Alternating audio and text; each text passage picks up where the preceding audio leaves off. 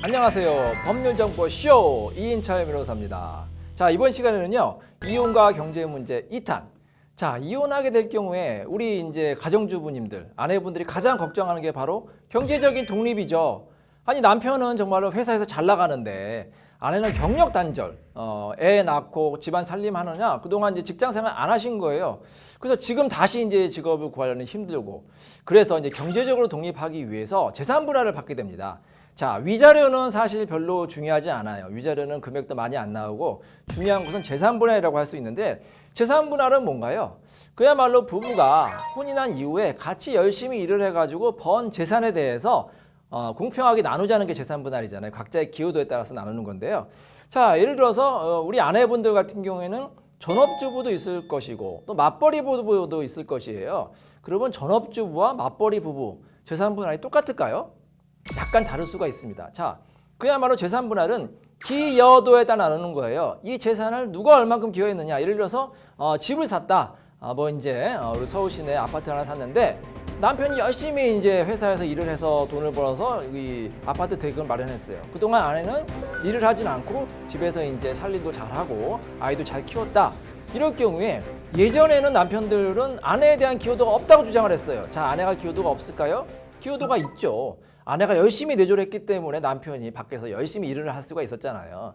자, 근데 만약에 아내가 집안 살림도 잘하고 애도 잘 키우고 심지어는 밖에서 돈까지 번 거예요. 맞벌이 부부다. 그리고 퇴근하고 나서도 집안일은 다 아내가 했다. 그럼 누가 더 기여도가 많을까요? 아내가 더 기여도가 많다고 볼 수가 있잖아요. 실제로 이 맞벌이 그 아내 같은 경우에는 보통은 재산 분할은 이제 5대5에서 이제 많이 결정이 되는데 6대4나 아니면 7대3이 되는 경우도 있습니다. 그만큼 기여도를 더 많이 열심히 주장하는 사람이 재산 분할을 많이 받을 수 있다. 이렇게 이제 보시면 되겠습니다. 자, 그러면 이건 어떨까요? 남편이 처음부터 결혼하기 전부터 갖고 온 재산이에요. 재혼을 했는데 남편은 원래 부자였어요. 그래서 건물도 있었고 집도 있었다. 그리고 재혼해서 한 10년도 안 살았는데 이혼을 하게 됐다. 그럴 경우에 아내가 50% 받을 수 있을까요? 그건 아니라는 거죠. 왜냐하면 이 재산의 기여는 남편이 원래 갖고 있었던 재산이기 때문에 남편이 더 기여도가 많다고 볼 수가 있습니다. 그렇다고 아내가 하나도 못 받게 되느냐? 그것도 아니죠.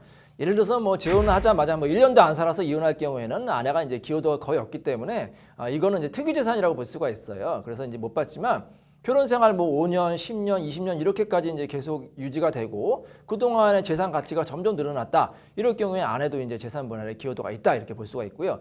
50%는 아니지만 이제 그 금액에 따라서 30%, 20% 인정되는 경우도 있습니다. 시부모님한테 받은 경우도 마찬가지예요. 아니면 처갓집 부모님한테 받은 것도 마찬가지예요. 예를 들어서 시부모님이 아주 부자여가지고 아들한테 물려주셨다. 아니면 이제 장인 장모가 아주 부자여가지고 이 아내한테 물려줬다. 근데 이제 물려받자마자 이혼하게 될 경우에는 이 경우에도 이제 상대방 배우자가 기여도가 없기 때문에 재산 분할 받을 수가 없지만 물려받은 다음에 이제 그 며느리나 사위가 그 재산 관리도 열심히 한 다음에 한 10년, 20년 같이 살았다. 이 경우에는 재산 분할의 기여도가 있어요. 제가 이제 실제로 재판해봐도 이렇게 특유 재산, 부모님한테 받은 재산이나 결혼 전 재산 같은 경우에도 우리 법원에서 인정을 해주는데 아직까지 외국에 비해서는 기여도는 좀 높게 평가는 안 해주시더라고요. 그래서 외국 같은 경우는 30%, 40% 인정되는 것 같은데 우리나라 같은 경우에는 30% 인정받기, 특히 이제 재산 규모가 클수록 10억, 100억대 갈수록 30% 잘 인정 안 해주시고요. 한 10%에서 15% 정도 이제 인정을 해주시는 것 같습니다. 하지만 그게 어디입니까? 부모님한테 물려받은 재산이라 하더라도 며느리나 사위가 열심히 재산 관리를 하면은 나중에 혹시 이혼할 경우에는 재산 분할 받을 수 있다. 이렇게 이제 생각을 하시면 되겠습니다.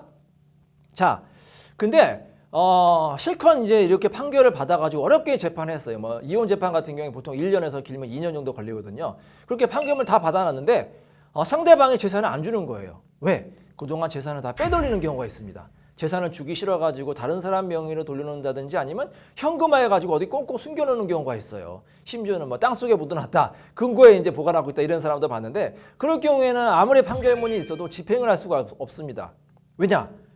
우리가 이제 상대방이 이행을 하지 않을 경우에는 압류를 해서 이제 경매 절차에서 배당을 받게 되는데 상대방이 재산 명의로 다 빼돌렸으면 다른 사람 명의 빼돌리거나 현금화했으면 집행을 할 수가 없어요. 그래서 아주 중요한 게 뭐다? 재산 분할 청구하기 전에 이혼 소송 하기 전에 아니면 동시에 반드시 상대방 재산을 묶어놔야 되는 거예요. 그게 바로 재산에 대한 그 보존 처분. 가압류 가처분이라고 볼 수가 있습니다. 그래서 금전채권, 제가 이제 돈으로 받고 싶다 할 경우에는 가압류 청구를 하시면 되고요. 아니면 집 자체를 받고 싶다, 아니면 상대방이 집을 처분하거나 대출을 받는 것을 막고 싶다 할 경우에는 가처분을 신청하시면 되고, 우리 법원에서는 웬만하면 가압류나 가처분은 이제 받아주니까 꼭 먼저 하시기 바랍니다. 아직은 이혼은 하고 싶지 않아요. 근데 좀 불안한 경우 있죠. 상대방이 재산을 좀 미리 빼돌리거나 아니면 좀 대출을 받을 것 같다. 그럴 경우에 어떻게 하면 되느냐? 이런 방법이 있어요. 새로 이제 이사를 가거나 아파트를 분양받거나 할 경우에는 그 집 명의를 공동 명의로 하는 겁니다.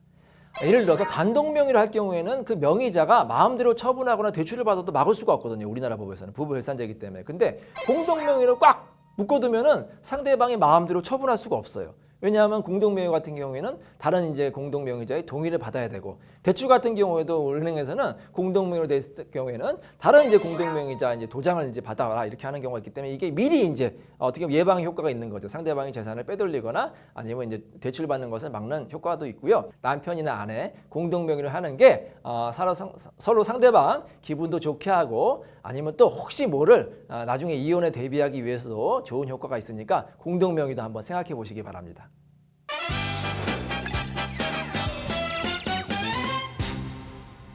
이혼과 경제 문제 2탄 재산 분할의 키포인트는 뭐냐면, 이 재산 분할의 기여도를 어떻게 주장 잘 입증하느냐예요. 예를 들어서 남편이 열심히 밖에서 일을 했다. 그럼 남편 같은 경우에는 자신이 열심히 일한 걸 입증을 해야 되고, 아내 같은 경우에도 내가 집안 살림을 잘했다, 아이들을 잘 키웠다, 내조한 거를 입증하는 경우도 있어요. 심지어는 이제 아내분들이 아이들 성적표를 내는 경우도 있고, 자신이 이제 내조한 거를 다 사진 찍어가지고 제출하는 경우 있는데, 다 법원에서 참고하니까 그 기여도를 꼭 입증하시고요. 더 중요한 게 뭐다? 아무리 판결에 이겨도 상대방이 이행을 하지 않거나 재산을 은닉하거나 빼돌리면은 판결문이 휴지가 되는 거예요. 그래서 재산을 묶어둬야겠죠. 상대방이 빼돌리기 전에 묶어두는 게 바로 가압류 가처분. 가압류 가처분 하시면 상대방의 재산을 마음대로 빼돌리지 못하니까 꼭 가압류 가처분 하시고요. 그 전에 우리 부부가 같이 이제 집을 이사 가거나 아파트를 분양받으면 단독 명의로 하지 마시고 공동 명의로 하시기 바랍니다. 공동 명의로 하면 상대방이 마음대로 재산을 처분할 수도 없고요. 또 부부가 평등하다, 평평하다, 또 상대방 배우자의 기분도 좋게 하니까 공동 명의로 하시기 바랍니다. 지금까지 법률정보쇼 이인철 변호사였습니다. 감사합니다.